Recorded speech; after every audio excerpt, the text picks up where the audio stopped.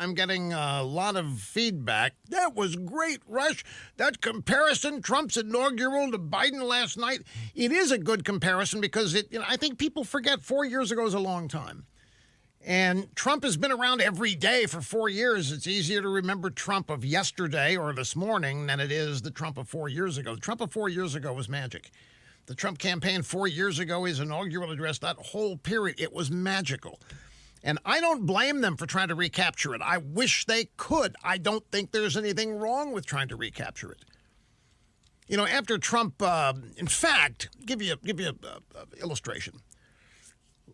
Sometime earlier this week, Trump appeared at an airport hangar. I think it was in Minnesota.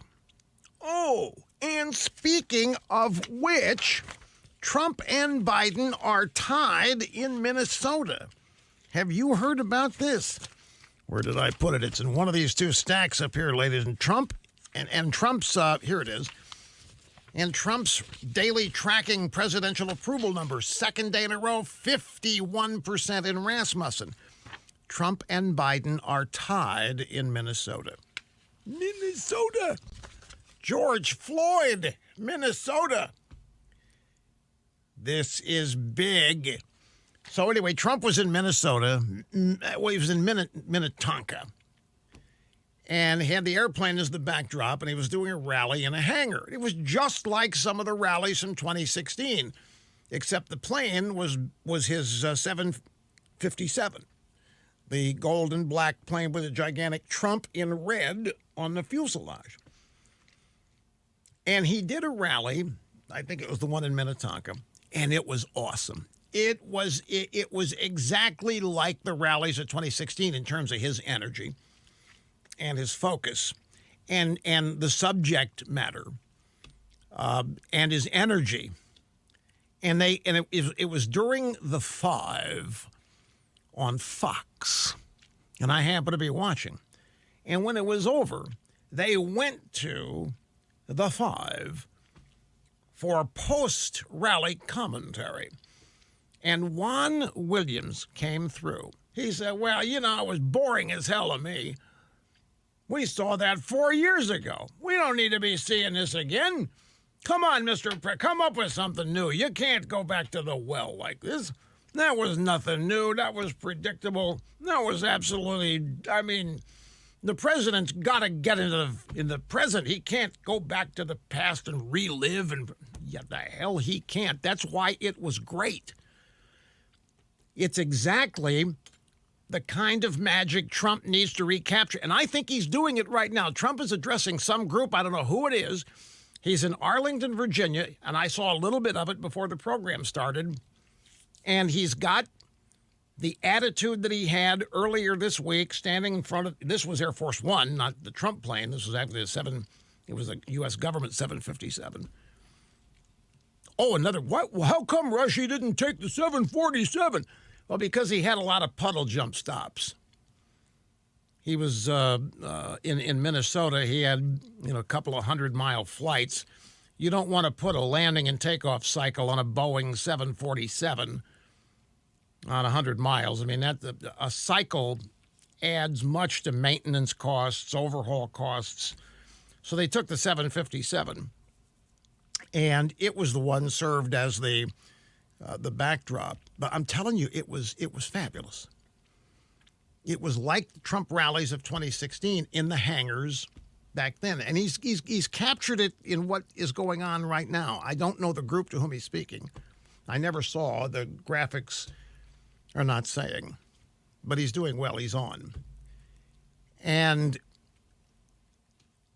the Democrats, I think, are living in mortal fear that Trump's going to recapture 2016. And guess what? Juan Williams, this is old.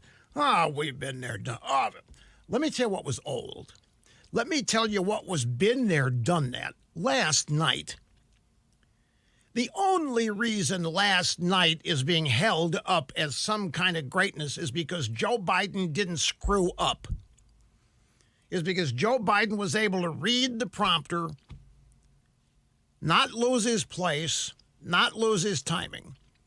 But in terms of substance, That speech could have been given 50 years ago, could have been given 30 years ago, could have been given 20 years ago, could have been given a year ago, 5 years ago.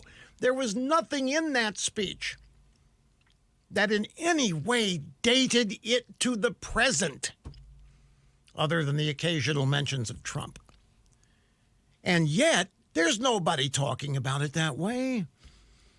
And if you dare talk about it that way, they're going to be climbing down your chili. You can't be mean to Biden. See, Biden is a sympathetic figure. We are supposed to feel sorry for Biden. Do you know why?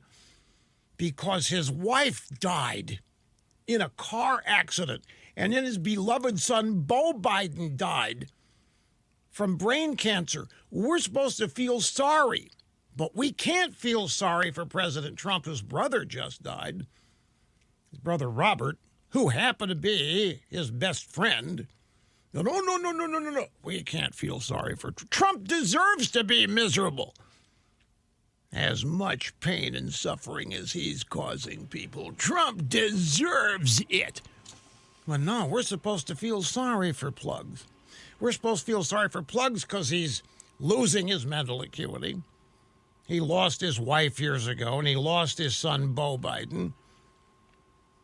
We're supposed to feel sorry for him because he really can't do what he did last night. But I'm here to tell you, so Trump manages to replicate the energy, the subject matter, and the excitement, the infectiousness of a 2016 rally. And what do the Democrats say in the media? Yeah, it's old hat. There's nothing new there. This is proof the president's run out of excitement, proof the president's run out of material, proof the president doesn't know what he's doing, proof the president got nothing new to say. No. Biden proved all of that last night. Biden is who proved he's got nothing new to say. Biden is the guy recycled a 44 or 47-year Washington career last night in 22 minutes. But we're not supposed to say that. No, because that's mean. Well, I'll tell you, there was nothing about that speech that was innovative. There was nothing new. There was nothing in it but a bunch of cliches, overworked, a bunch of bromides. Light is more powerful than dark. Oh, my God, my friends, you don't know how I was uplifted when I heard that. When I heard Plugs say, light is more powerful than dark, I literally jumped out of my chair, started dancing around the room. Then I felt rejuvenated. I had never thought of that before. Well, that's the reaction some of these yokels are having. I'm just telling you, Trump was magical with that rally earlier this week. He's doing a great job with what he's doing now. We'll have sound bites of this. It was the Biden speech that was classic, predictable, inside the Beltway greatest hits. And this is why people reacted so well to my playing the two sound bites of Trump's inaugural address compared to Biden's speech last week. We'll do it again.